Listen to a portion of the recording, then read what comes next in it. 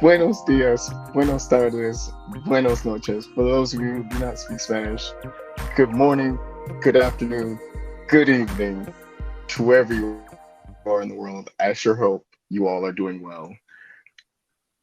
Welcome to episode 5 of your favorite person's favorite way to access the auditory content that is podcasting. Welcome to the Conflict Management Show. I am the one, the only Mr. Main Event, Malik Miles. Clap it up, clap it up, clap it up. And Mr. Co-host, if you will please introduce yourself. Yeah, if you've been here before, you already know I am Edon. And this week, appreciate it. This week, it's we got a more personality driven episode. We're not talking about what's going to happen in the future. We're not talking about what just happened in the past. We're taking a big view and we're going to let you know some of our opinions about all time UFC. And we're going to start out with our Mount Rushmore. And the way I figured that we do this is you go first, you name one of your people, I'll name one of my people. Each of us get four, and we'll see where we end up. I'm here for it. My first is the great, the only George Rush St. Pierre. 26 and 2, two division weight, two division champion, technically, welterweight and middleweight. Uh, Mastery of all of the areas of MMA, striking, grappling, jiu-jitsu, you name it, he does it, he gets it done. That's why he is the GOAT. 9 title defenses, which is also a record that hasn't really been broken like that. Uh, Amazing. And one of, if not the perfect ambassador for the sport of MMA, or role model, I guess if you could say, uh, the poster boy of the UFC, because he's humble. He's got the humble confidence where he's just like, oh, I'm that guy. I'm the number one guy. Ichiban, if you speak Japanese. Uh, he is, but also he's mad cool. Everyone loved him. I think he was really important in the beginning of the sport when everything was like building up. You're trying to like having like him be the face of the sport. Like, yo, the true martial artist who's great at everything, cool to talk to, built like a superhero. Perfect ambassador. He's not doing anything too wild outside of the cage. He's just like, hey, I just be out here living. I be out here vibing, and also kicking butt at the same time. Yeah. That's So I agree. GSP, total legend. Absolutely. Like, super cool guy. It's kind of embodies that sort of martial artist mindset, humble, respectful, like the dude that you want to be the face of the company. Absolutely. It's, but he is not on my Mount Rushmore. So, really. yep. Uh, we will jump into my my first stone face up there. I'm gonna go Mhm. for Hoist Gracie, the guy who started Oh, it that's all, solid. the Mhm. winner of UFC one, the original. If you remember the old UFC logo with the dude with the fist out, that might as well be him. It's He is the dude who started the whole thing. It's without Hoist Gracie, there is no UFC. It's the concept of MMA is completely different without the Gracie family. It's True facts. an yep, absolute legend. Guy who started it all belongs to be on the Mount Rushmore of the UFC. The original Ultimate Fighter. But yeah, that's a solid choice. I like that. I like that. I feel like that is. I'll forgive you for not having GSP on your Mount Rushmore, but yeah, that is solid. That's solid. I like that. I think for me, my second choice, the Spider Anderson Silva, Brazilian legend, UFC legend. the GOAT of the middleweight division, one of the people, both George St. Pierre and Anderson Silva were both people who got me into the sport originally. Uh, just top tier, 34-11. He had 16 fight win streak. That is, it's so crazy. Anderson Silva left the sport a long time ago, and still nobody has broken that win streak. What has it been like 10 years? And in 10 years' time, with all of the improvements to MMA and the UFC, all the amazing talent that's come through, nobody's even broken that record, or even come close to it. So I feel like that's already amazingness in that sense. 10 title defenses, which I don't think, maybe there's only like one other person who's even passed that or even gotten close. And also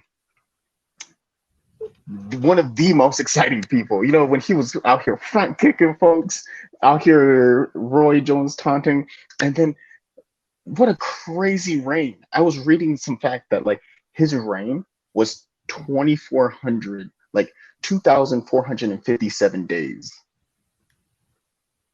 of having the title. Because I remember he was, that's 4 years, I think, if I'm not mistaken. 4 years of just dominance, like just having it for that long, being the guy at middleweight. He's my second face on my Stone Rushmore face, Stone Mountain. Yeah, another great name, another certified legend. He just misses out on my Mount Rushmore, but absolutely worthy of He's being on breaking my anybody's. heart. Again, it's you can only pick four, so it's some people gonna Valid, be left valid, outside the club. It's valid, some people valid. gonna be standing out there with their jacket, looking around like, come on now. It's Trying to get in, trying to get in the yeah, club. and my next person is gonna be someone who belongs to me on anybody's Mount Rushmore. 6'4", 248 pounds, 36 years old, 27 wins, 1 loss, 10 knockouts, 7 submissions, the youngest UFC champion of all time, the greatest fighter ever, John Bones Jones. Came on the Okay, scene, okay, okay. yep, phenom, right to the belt, had it, destroyed legends before his era, destroyed legends of his era, and took out some of the next generation.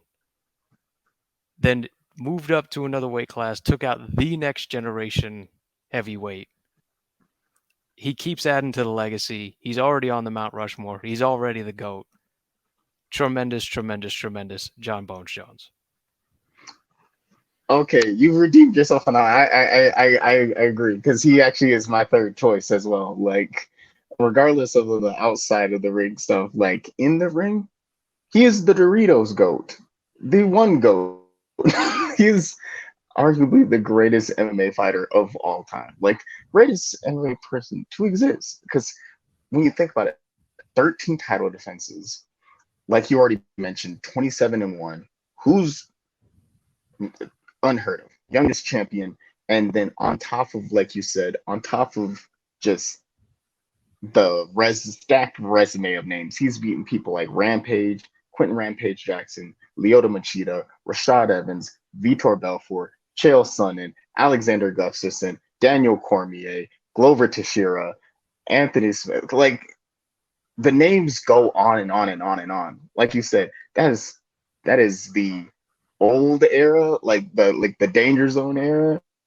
There's the current era. He beat Cyril Gane, which is the new era. Like, he's a multi-era champion, legend, fighter.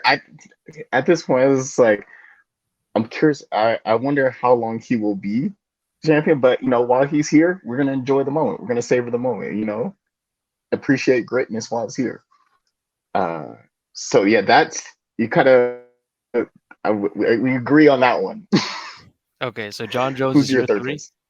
Yeah, John Jones is my three. Yeah. Okay, so we're going to move to my three. and that is going to be the 5'8", 135-pound lioness, the female goat, Mm, Amanda Nunes. I like The it. number one when you talk about any female MMA for all time, you are going to have to talk about Amanda Nunes. It's the amount of title fights, the amount of title defenses. It's the only blemish on her championship record, the loss to Juliana Pena. It's other than that, completely flawless as champion, went and achieved that next level, uh, beat Shevchenko twice. It's an absolute certified Hall of Famer, the female GOAT, laid all, same sort of deal. Beat Shevchenko, who was contemporary, and buried Ronda Rousey, Holly Holm, all of the greats from the past. She left no stone really unturned. She did it all in her time. The Lioness, number 3. I like that. That is a solid choice because yeah, she is the what she has done for women's MMA phenomenal. What she's done for MMA in general, beyond that, like I feel that yeah, she goes up there in the pound for pound, men and women's combined, regardless of men and women. She goes in like the pound for pound conversation, or one of them, one of the goats, because she is yeah, she's definitely up there. I would agree with that. Along with that, tagging onto that, adding on to that, I'm choosing another Brazilian. You know, the champ has a name, and his name is the Bronx, Charles Oliveira. I feel like people don't give him enough respect that this man deserves. I would say he goes up on my like Mount Rushmore. He is the fourth face. He is the person who steals the final spot because at 33, started MMA in 2007, right? Had had his rough points. All of us who watch sport know he's had his rough points, as he changed the different divisions. He had his moments when it didn't look like he was gonna make it. It didn't look like he might have not been built for the league like that. But he dyed the hair, went Super Saiyan Oliveira, and out here winning the world tournaments. He out here crushing the competition, 34-9. I'm here for Super Saiyan Oliveira. Has the most career finishes, broken multiple records, became champion. I feel like that's also an important uh what is it called?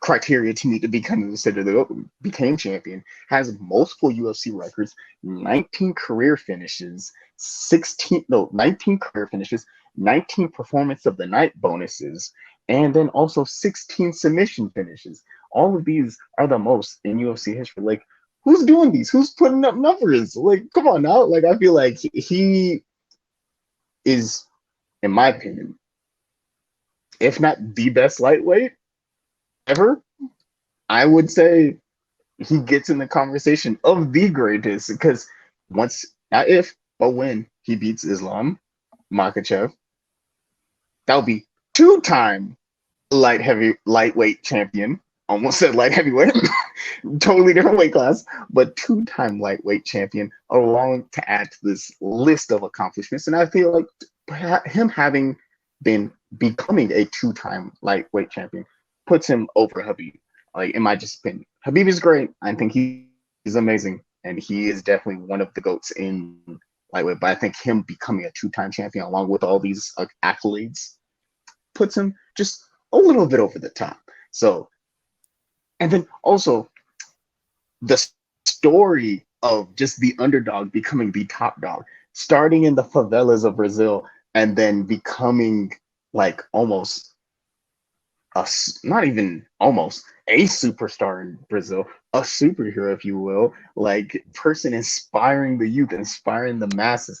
He doesn't even speak English, and he's like has the whole crowd on his feet. He has that charisma. He has the energy. He has the Super Saiyan vibes. You know what I mean? Like he's having people.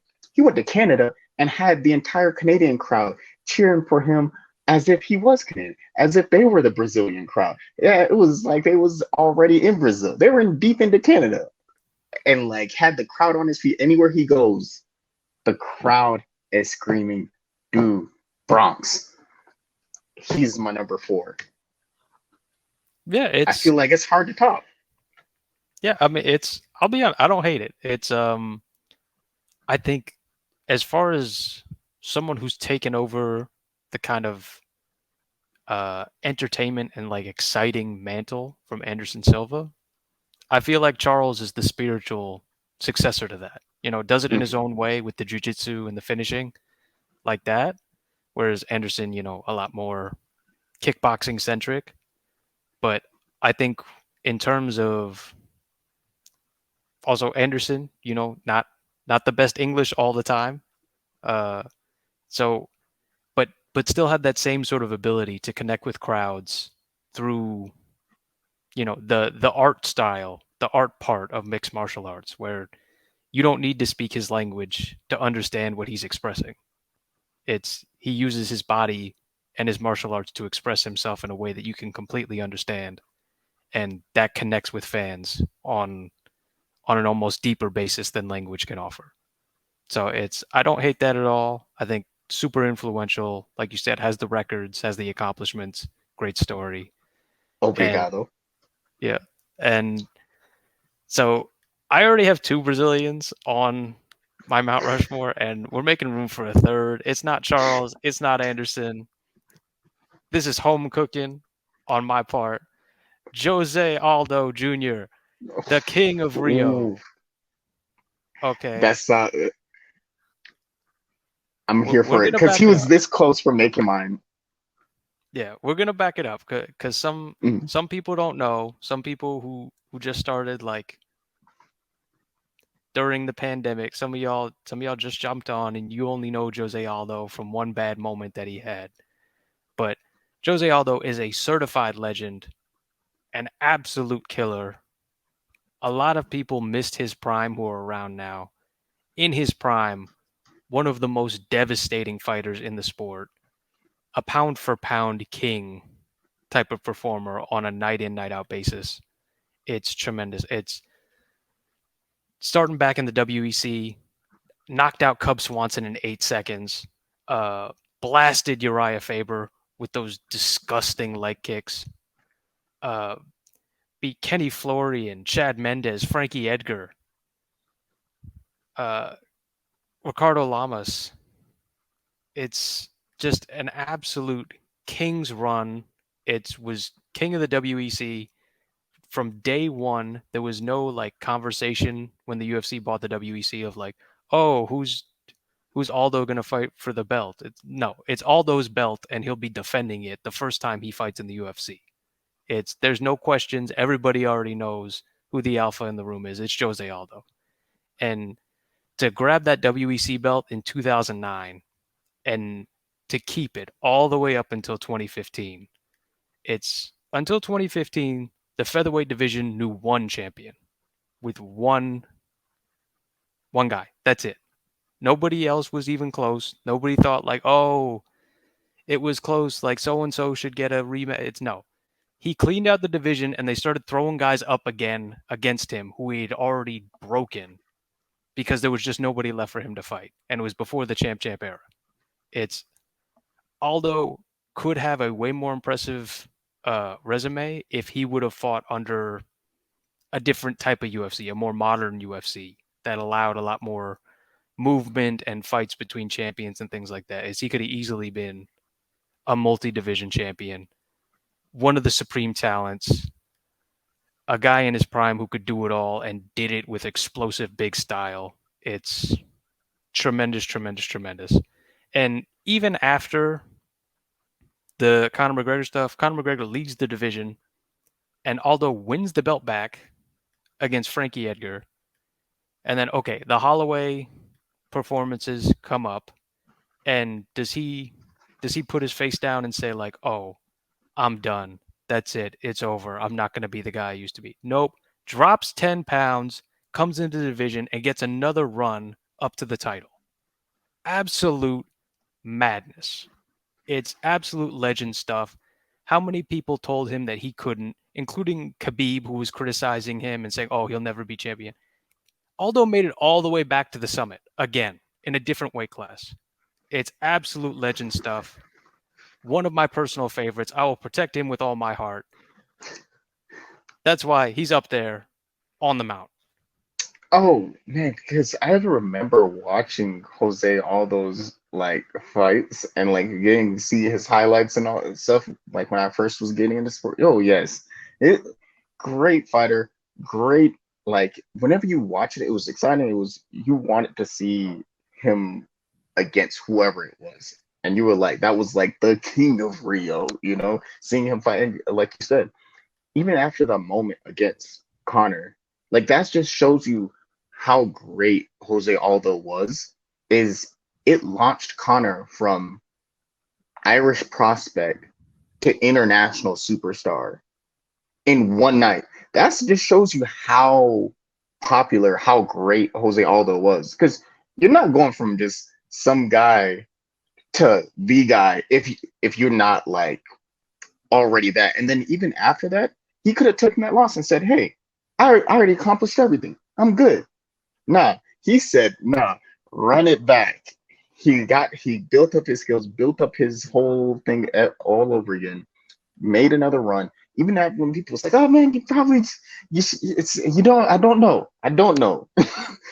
He literally was like, "Hey, let me go and learn boxing." I think from like the Marines in Brazil, and then like really kind of like renovated his style, his everything, and kind of like made that second run, and which was impressive to see him have that like resurgence all the way back to the top. I agree. I think I'm here for that pick for Jose Aldo, man. I like it. The Since we're on the topic of Mount Rushmore, our personal goats, how we go to the divisional goats. You can tell it's late. Words are getting mushed together. The divisional goats started from like the bottom from the women's flyweight, and we will work our way up. How about you go first, and I will. Since I went first last time, I shall let you go first this time. Okay. So it's starting at women's strawweight. It's this one's kind of a tough one. Uh I thought about it a little bit one way, I thought about it a little bit another way, and ultimately I ended up going with Wei Lee. It's I understand like there's definitely some recency bias in that, but I just think like her skill set, her performances, to reclaim the belt again, and really my struggle with it was I just can't put it on Rose after like some of the performances that she's had and some of the comments that she's made about like how heavy that she feels like the belt is. Ultimately, with that, I think you kind of take some of the shine off of you, even though you've had some great performances. So to me, personally, my straw weight, my female straw weight goat, Zhang Wei Li.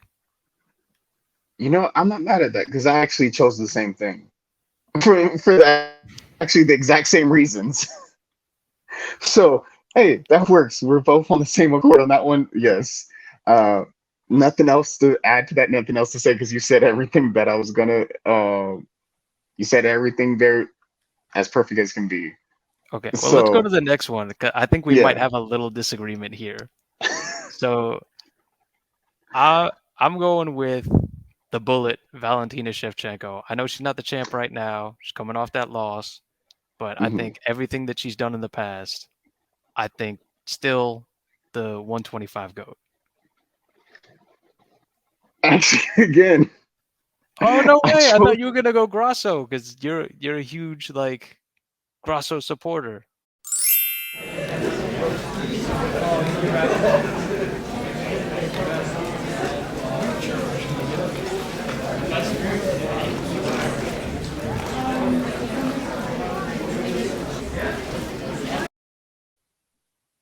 Yeah, so you are with me on the Bullet. Why so? Because I know you're a big Russell fan. Oh, absolutely. You already know. I have nothing but love and admiration for Alexa Grasso. I've been a fan of hers since 2017 when she fought Miranda Marcos. Since then, when she got the split decision, I was like, boom, I saw it. I am Mystic Malik with the picks of who's gonna be champion. Because I was telling people since 2017 in Alexa Grasso's third UFC fight, I was like, she gonna be a champion one day. I was like, she gonna be champion. Pretty sure, even when she fought Valentina, you remember this. Everybody that knows me remembers it. I was telling any person who would listen that not only would Alexa Grasso win the championship, that she would finish Valentina. And I was probably the only person outside of Alexa Grasso's family and probably the people she trains with who actually thought like, oh, she's gonna finish Valentina. Like, so you already know, none but she has all my love and admiration. And I think because she's amazing. I think fighting as a fighter, she's amazing. Personality, great. From what we can see from like the interviews and stuff like that. But yeah, none but great things to say about Alexa Grasso. Uh, all great things, all praise. But the stuff Valentina has done, and I'm a fan of Valentina, but I like the stuff Valentina has done over the course of her career is nothing short of like legendary. Like whatever she does it to perfection, Whether it's the striking, whether it's the grappling, whether it's the jujitsu, whether it's game planning for an opponent, whether it's writing courses, whether it's learning how to use like knives and guns, whatever she does, she's gonna be like top tier at it. She already has like S tier striking, S tier grappling, jujitsu, whatever she is. She's gonna find out what you are best at and then beat you at your own game. You know, virtuoso, if you will. She is the definition of greatness. I feel like when it comes to MMA, because she has almost zero holes in her game. Like you're gonna have to be A plus plus if you gonna want the chance to fight her. You need to come correct, and obviously, and fortunately, my girl did. But but yes, I would say yeah. I feel like she still needs more time. Alexa Grasso definitely needs more time, but if she continues at the rate I think she will continue. I think she'll definitely be up there one day. Um, but yeah, Valentina, I feel like is the definition of like greatness personified. Okay, it's we've been pretty heavy on the agreement. I feel like the next two, we don't have to go too far deep in because I feel like we're also going to agree super easy. I feel, Obviously, the women's bantamweight goat is Amanda Nunes. oh yeah, Obviously, yeah, yeah. And I will it's, also say, women's featherweight is not a real division. It's not a real division. It mhm, does not exist. It's not real. It's mhm. like that lady on the plane who was freaking out. Women's featherweight is not real. It does not exist in the UFC. I know what you're talking about. Yeah. It took me a second to realize it.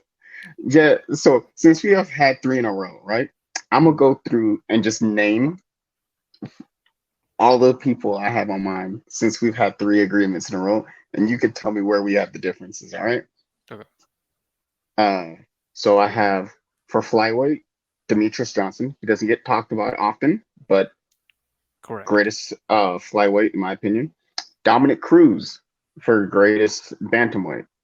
I feel like what he's done, the level of the fight IQ, what he has done, I think is puts him up there in my opinion. Featherweight, Well, hold on. I I want to put it jump in on between. bantamweight. Okay, go ahead. Okay, go ahead. I do agree that it's Dom Cruz, but I want to send some love out to Aljamain Sterling because Oh I yeah. feel like the reason that not nobody, the reason most people don't consider him the bantamweight goat isn't necessarily his fault. In the same way that the reason that Dominic Cruz's career on paper isn't better is also not his fault. So Dominic Cruz has the injuries that took him away from the sport, and Hmm. that sort of stifled how his on paper career, not his in performance career, which I think most people would acknowledge has been very good, very high level, amazing. Um, so if Aljo didn't become the first champion to win by disqualification, if he didn't have decision victories for all of his title defenses, and if he probably didn't lean in to the heel character as much, I feel like more people would consider him the bantamweight goat because I feel like he has a really good argument. Hmm. But I feel like all of those factors kind of conspire against him, and also it doesn't look like he's sticking around in the division. Whereas Dominic Cruz, this is his one division. This is his lifetime Yeah, division in the that's fair. UFC, at least. Yeah, that's fair. Because yeah, that those are all pretty fair assumptions. And also, I know for me, while I do think he will be a like at the if he continues at the rate he's at right now, do I think he'll be a future like GOAT at a division? Yeah, for sure. I think it's also like yeah, I don't know, him being a like very young still, like he still has a lot more to go in his career. You know what I mean? Like still has more champion, more title defenses he can go after, more like opportunities to chase, more belts, as far as like going to the double champ. He has a lot more left in his career, I feel like. So in my head, that's I feel like he's put into the category of like Izzy. Izzy is the greatest middleweight right now. And Well, hold do on, I we'll think get it? there. We'll get there. Okay. Well, I will just stick a pin in that one for right now, but I do think it's the reason, at least for me, why I didn't choose him as the bantamweight guard. Now it's just still like has so much of a career left. So I just wanted For to give him his flowers real quick while we're going over the division. Oh yeah, for sure, for certain, he definitely deserves the flowers because he's put together a great run. And I would say featherweight. It's between for me. It's between Max Holloway and Volk. Again, the I feel like Max. I don't know. Maybe it's the nostalgia for me. I feel like the stuff Max Holloway's done at featherweight, like just puts him. I think in like would put him in the like divisional goats, but also Volkanovski. Okay, so I also think it's between two people. Hmm. I think it's between Aldo and Volkanovski, Hmm. and I just give the edge to Volkanovski because of the amount, like the people that he's beaten and the way that he's beaten them, Hmm. and the way that he looks right now, and the way that he's just completely cleaned out the division. It's very Hmm. reminiscent of Aldo, Hmm. and so in that sense, I would love to just give this to Aldo, but I do think the level of people that Volk has beat is a little bit better. I still think like Hmm. if we could potentially drop like prime Aldo into this division, I think that that would be an amazing super close fight. But based off of strength of schedule, I'll give the slight nod to Volkanovski as the featherweight go. Okay. Hey, not mad at that because he was definitely on my list. Because I tried to slide in there with a little Holloway slash Volk, I got for my lightweight Charles Oliveira. I already mentioned it before. He's in my like Mount Rushmore. I think what he has done and what he is doing puts him as like that because who else has 19 finishes, 16 or 19 performance bonuses, 16 submission finishes, already a champion, about to be a two-time champion. Like, I know Habib is like arguably considered like the lightweight goat because 29 and 0. And phenomenal wrestling, great ground game. But I don't know. I feel like I give cool guy. But I feel like it's from what we've seen in interviews. But I feel like I put Charles Oliveira just a notch above, just a little bit above. Okay. So I'm gonna go. I want to hipster pick this out so bad and say BJ Penn. I really want to. Oh, but that's not bad though. I feel like, hey, BJ's a legend. I agree. BJ is a legend, and it's I I wouldn't I wouldn't hate to put him there. My problem with BJ is just the amount of times like I don't even care about all the losses at the end if I'm honest. Like Hmm.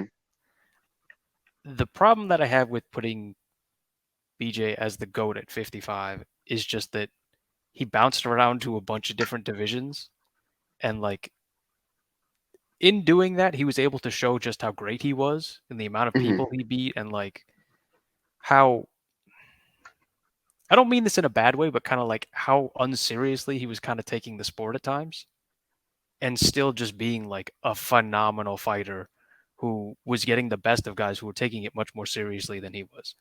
I mean, absolutely one of the most perfect nicknames in all of combat sport, the Prodigy. It's absolutely just dude was born with that DNA and all that talent. It's he tremendous, tremendous. But I'm gonna end up agreeing with you. Just it's Khabib's career bothers me a lot. Um, like So, to well, the last like few fights is what everybody remembers, and it was great. But he didn't stick around long enough for people to kind of like figure him out or get like a different generation. Like he didn't even clear out his generation of guys at 55. Now, 55 is one of the most competitive divisions historically that the UFC has. So ultimately, he did tremendous work to have all of those fights and do that. But where he could have really laid down a marker and ended up a guy on like the Mount Rushmore, I feel like we all lost out on that. Even if I understand his personal reasons of why he stopped fighting, I feel like I can't reward you for things you didn't do. And I'm certainly not going to put Islam's accomplishments on top of your oh yeah, you resume. can't do that. The way Yeah, that, you can't do yeah, that. the way that people do that really annoys me because Hmm. it's a complete reduction of Islam and his talent and his Hmm. accomplishments and what he's doing and how he's working just because Hmm. Khabib is also his coach. Hmm. It's and they have a similar style.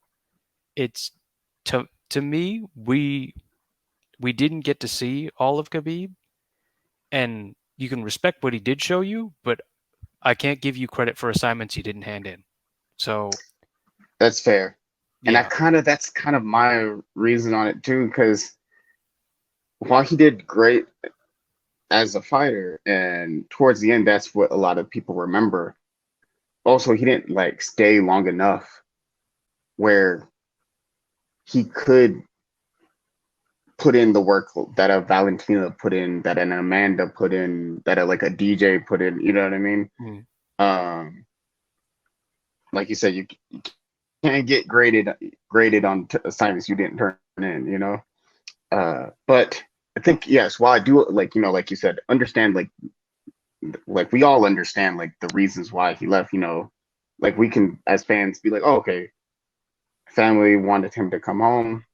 Hey, his mom wanted him to come home. We can all understand that. Mm. But yeah, it just Yeah, and I mean like strength didn't of stay schedule long too. enough. Like let's be Mhm. I'll run through the names, his best names on his resume, and you tell me anybody that you're confident that Charles Oliveira wouldn't beat. Okay. RDA, Charles Oliveira beats him. Michael Johnson, Charles Oliveira beats him. No disrespect to him, but like, yeah, that's Edson Barbosa, another W for Dubronx. Al Iaquinta, Another W. Conor McGregor, Oh, absolutely another W. No disrespect to Connor, but like maybe prime Connor, but like Connor not W. Like, Connor's not known for his ground game, and that's like what Oliveira is known for. Right. And okay, the last two guys, we've already seen it live in person. Dustin Poirier and Justin Gaethje. Exactly. And why I chose Charles, because I mean, like, he's been doing this for 16 years Mm.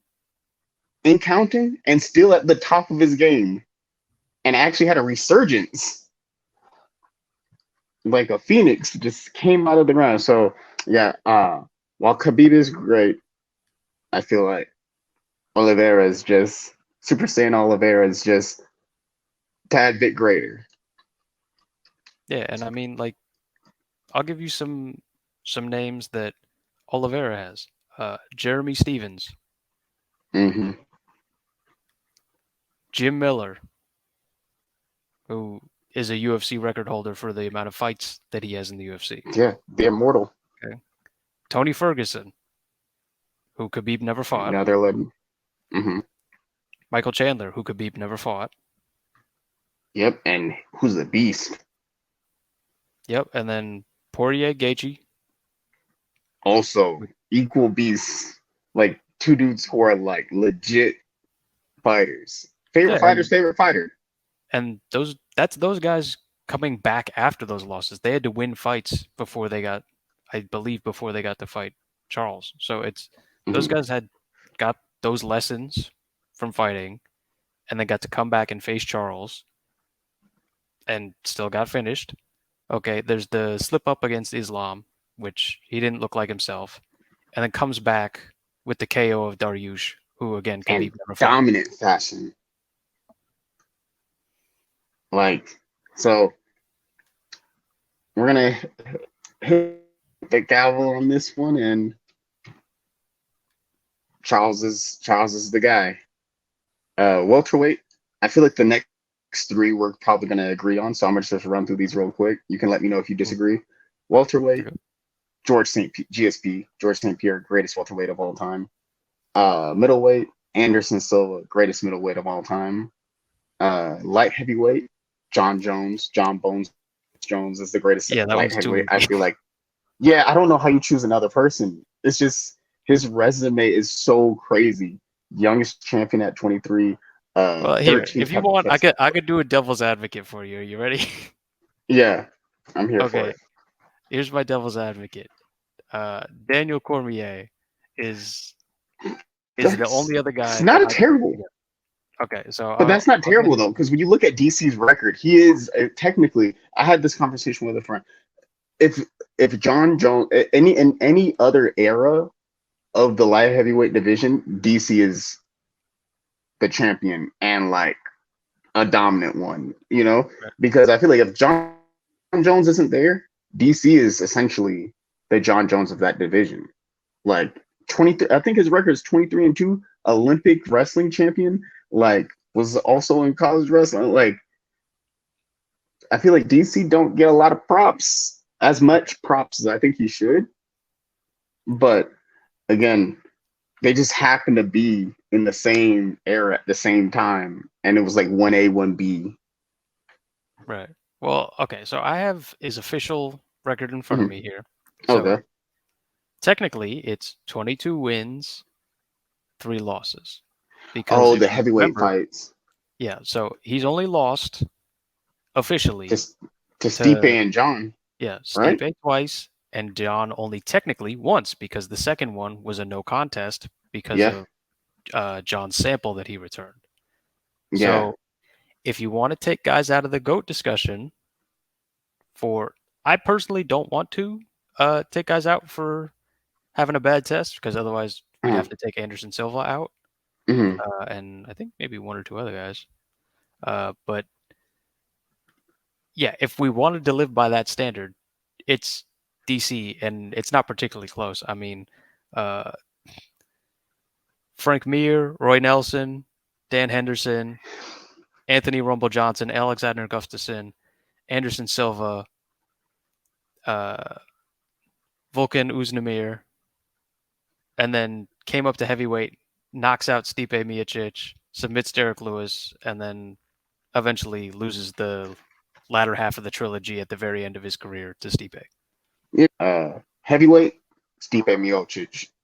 I feel like that one's not a hard one as well. I could make a devil's advocate for I'm okay. I'm Francis. curious to hear. I hmm. Here's the thing, though. If I was doing this properly, where I was like making a legal case here against Stipe, it's just for activity. He has been very inactive. this is this is also true, but he also has like a whole full-time job outside of this. I get that, but like again, I can't give you credit for papers you didn't turn in. That's fair. That's fair.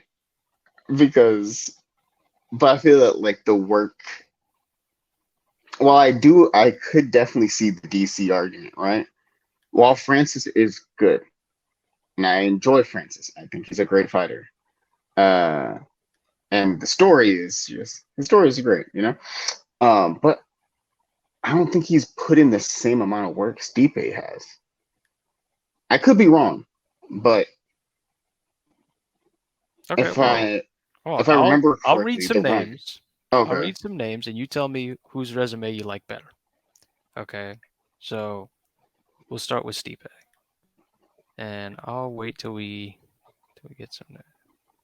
Okay, because if I so remember, it was the Francis and Stipe, and Francis beat him the first time. No, the Stipe beat him the first time. I think finished him right, or it was decision. okay, well, I'll Um, read out the names, and it's I'll read out some of the wins, some of the losses. Okay, so first loss for Stipe, knocked out by Stefan Struve in 2012. Okay, then beats Roy Nelson, Gonzaga, loses to JDS, and then here's his run up to being heavyweight champ.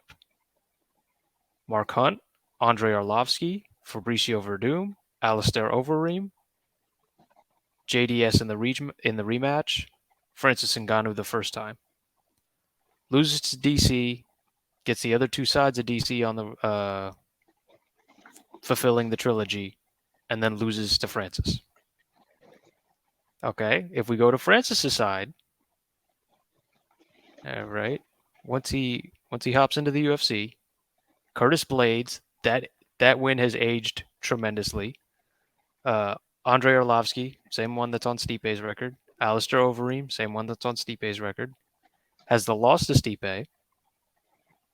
Has the loss to Derek Lewis in maybe the worst fight of all time. Uh, and then comes back. Curtis Blades again. Cain Velasquez. JDS. Jairzinho Rosenstrike. Stipe. Cyril Gane. while I'm not still, I mean, I could see it, but I feel like it's kind of the same thing with Habib. Wasn't I don't know. It wasn't. It feels like he wasn't here long enough to be like, hey, like same as Habib. They weren't here as long, but both resumes are good. I do like both resumes. They were both good. Side note to what you were saying, worst fight of all time. While that was a terrible fight, I would say probably the worst fight in UFC history was the Carlos Esparza Rose fight. Because I think there was Yeah. legitimately two punches thrown across 25 minutes. Yeah, but if I recall correctly, I think the Derek Lewis Francis one might have been a 3 rounder instead of a 5 rounder. So I think that might be the only thing that like switched those around. Yeah, that was 10 extra minutes of just watching circle. I mean, they're both Yeah. the two worst fights, but yeah, I'm gonna still give it to Stipe. While I do think Francis is a while I do like Francis, and I'm glad he was able to get like his money, get his opportunity, and like got that signed that big deal with the PFL, and, now he's gonna get fight Tyson Fury. Still, Stipe out here putting in work, and then also putting in work as a firefighter, and I think he's owning a pizza shop if I'm not mistaken. This man's out here a whole businessman and a fighter. You Yeah. know, So he out I actually backdoored myself into actually really believing this. You know what? Francis Ngannou is the best UFC heavyweight of all time. Okay, tell me more. Okay, so I think that his resume is better. I realize he didn't have the title defenses, but that's down to a contractual dispute more than anything, in my opinion, because we haven't seen the John Jones fight, so we don't know how that would go. Okay, so you got that. And then on top of that, the style in which he did it, knocking people dead. And to me, he's not great on the mic, better than Stipe. So I think I'm going to give Yeah. Francis the style bonus points. In much like the Anderson Silva, the way you do it is important. And so I'll give Francis that respect. I'll say he's the best UFC heavyweight of all time. But While I do see Francis could be like one of I would say I will concede that he is one of the greatest because I do think he is. I truly do think he is one of the greatest heavyweights the UFC has ever had. But I put him as probably number two. okay, fair enough. Maybe, yeah, because I feel like I truly do believe he is one of the greatest that the UFC has ever had. You don't see that like people every day like just coming in one with his story they could literally make a movie off of, and then coming into the UFC just lighting it up, boom, knockout, knockout, knockout, knockout, knockout. Especially when he was first coming in, oh man, and then to fight Stipe, and then still to come back and be like, oh, let me improve my skills and add kicks to my game and along to the punches, and now I'm adding wrestling. Okay, I was like, okay, okay, okay. Let's see. I see you out here cooking. I was like, let me see what else you got going on. But he ended up leaving the PFL, so I was kind of like, ah. I think I would have definitely said yes if he would have stayed and had like another one or two more defenses. I still think But he yeah. has it without it, but I mean, going back to your Gone hypothetical, do you think that Mhm. right now Gone is underrated or overrated? Okay, right. Okay, I've this is my opinion, right? Because Mm, was I've been hearing this, right?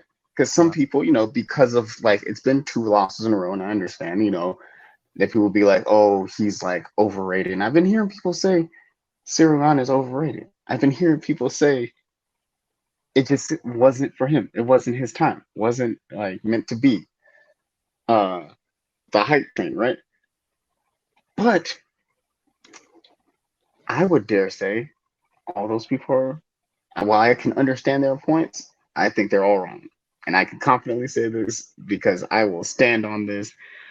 I think Cyril Gane is still underrated because he has so much to do, so much to grow in the sport, right? Literally at 11-2, right? Tell me, you tell me if this is overrated to you. Tell me what part of this sounds overrated, right? Cyril has only been in the UFC since 2019. At 11-2, right? What is overrated about 11-2, right? Also, amongst that 11-2, the only two losses, I think even if we're talking like prior to the UFC, I think it's like 13-0 in Muay Thai, came to the UFC and was on an 11 fight win streak, 10 fight win streak probably prior to the Francis fight, right? Talking two submissions, three knockouts. So he has the ability to submit people, right? Get the submission finish, has the ability to get the knockout, ability to do the cardio and get the decision win, right? The only two losses he has is to one, the greatest fighter to ever exist in recorded human history. Name any fighter, and almost certain they're going to lose. Name your favorite fighter. I give this challenge to everyone. Name a fighter. Name your favorite fighter. Chances are they're losing to John Jones. And then also Then he lost to like the strongest UFC fighter, like lost to Francis and John Jones. Those are two people. Most I feel like a lot of people are losing to Francis, and a lot of people are losing to John Jones.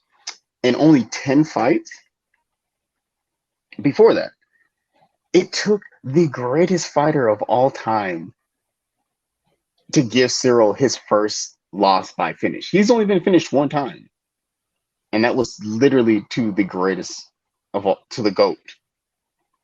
Because the decision loss, Cyril's winning that fight, and then he got the wrestling, and then yeah, he Well, didn't get up. relax a But little bit. It's you can't be winning the fight and then losing the fight on the cards. I mean, come on now. no, I mean like he definitely lost. He definitely yeah, lost because he Francis got the won the third, fourth, and fifth. right.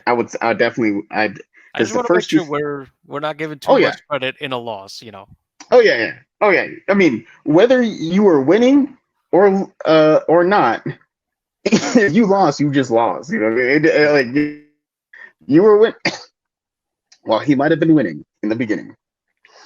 He still did lose, and that is still a loss. But I put before the court. Sorry for anyone who's listening, and you just heard me cough straight into your headphones or whatever you're listening to. Uh, don't know where that came from, but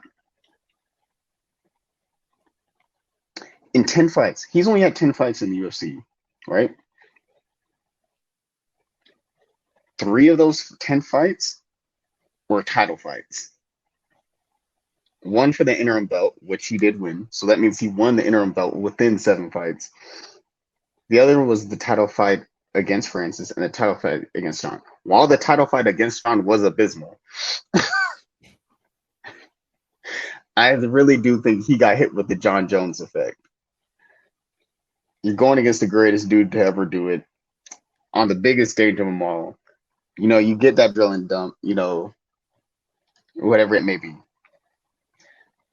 But who's getting 3 title fights within 7 fights and within 10 fights? I think he still has so much more to do.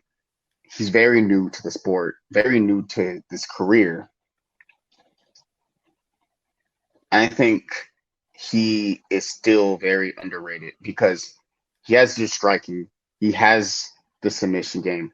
Just the glaring weakness in his game right now is the wrestling. I feel like if he covers the wrestling, I don't see that many people stopping him. Because for you, right? Mm. Outside of Stipe, John, and Francis, who's there that could possibly stop Cyril if he got his wrestling together? I still think he needs to watch out for Jalton Almeida and Curtis That's Blades. fair. I feel like Jonathan Almeida, that's fair. But I feel like he's still, while I do think he could be and will be maybe a future champion after Cyril. Well, I do think he will be a future champion. I do think he still needs more time, to build up his skills and to like make it to that level. Curtis Blades, I think at the current moment in time, right, Mm. with Cyril's current wrestling skills, yes, that could be potentially be a problem because Curtis has such good wrestling. But then again, Curtis is he's we've seen him in like the moments where it could project him for to bigger heights to that title fight where he just kind of like falls short. And if he every fight starts on his feet, so if you can't get Cyril to the ground, that's just called kicks to the face or a knee to the body, a hook. He's proved he can be in that dogfight because he fought Ty. Ty almost put him out because he got punched and flew to the other side of the cage. And he came back with a 13-hit combo like a Tekken game. But that's just my opinion. I think he's underrated. I think in September when he fights Sergey Pavlovich, he's going to show up, he's going to show out and show people, hey, there's levels to this. Yeah. Like, No, I agree. I think that people are reading too much into those two performances, and especially the last one against John. Um, I also think it's kind of interesting because I think Sergey Pavlovich is super overrated in my opinion. Um, I think that he's just not very special. I think he's a dime a dozen heavyweight in terms of like a guy with some good boxing who's big and hits hard. Um, Mhm. I don't think that there's anything really that special about him. I agree with you. I think Cyril is very special, and I think that he's going to outclass him on the feet. And I can't recall Sergey shooting takedowns, but I would imagine he's not that great at it. So I just don't see a path to victory for Sergey. He's a good but not special guy fighting a very special guy. Yeah, and this is the caveat because I agree with everything you said, but this is the major caveat. Mm. No one expected Francis to wrestle. I guess, but So if he's got to have worked on something. It's been a while. yes, and I would like to hope that Francis Cyril has worked on the wrestling because that is the big hole in his game. But again, like you said, I agree. It's Sergey Pavlov. I think he's a good fighter who hits hard, but he's going against, for lack of better words, a unicorn of a fighter Mm. at like 6'3", 6'4", 245 pounds, 81-inch reach, kickboxing champion, super technical fighter, very crisp striking, very like light on the feet. He's got crazy footwork, got the striking this the other day. He's a very like quote unquote pretty fighting style. Like he makes it look like effortless because he's just out there jab jab hook boom jab jab boom boom. So you're going against a guy who's throwing head kicks, who can throw flying knees, who can throw spinning back kicks against a guy who's good, has good boxing. So you're going against like you said, a special guy, like a special fighter, like a phenomenal striker against a good boxer. You know what I mean? So if you're coming to this fight with just boxing, I don't know. But before we wrap up, I do want to get your opinion on Sean O'Malley. Do you think underrated or overrated? Well, this will tie into this weekend. Mhm. But I, I don't know. I think that if you're a big Sean O'Malley fan, I think you're probably overrating him. But Mhm.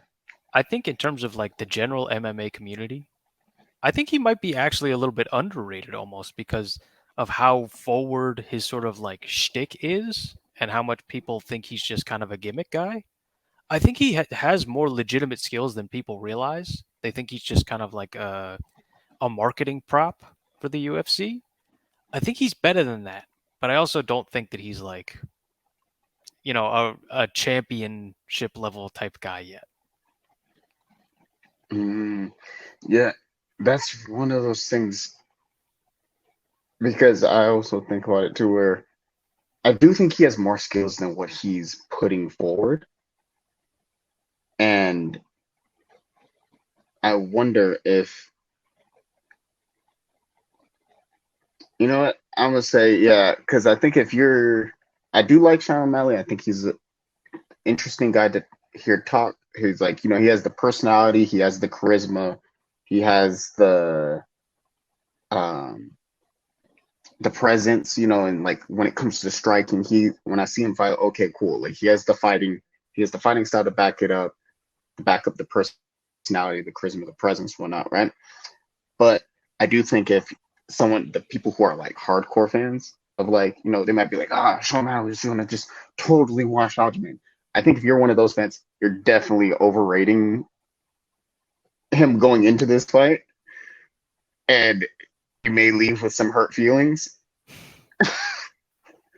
But I think to the general MMA community, I think it's a little bit of an underestimation. Like he's underrated in a sense because, like you said, a lot of people feel like there's like a gimmick or like a marketing thing to, but I think he just understands the business that is MMA because I Right. think It's we see.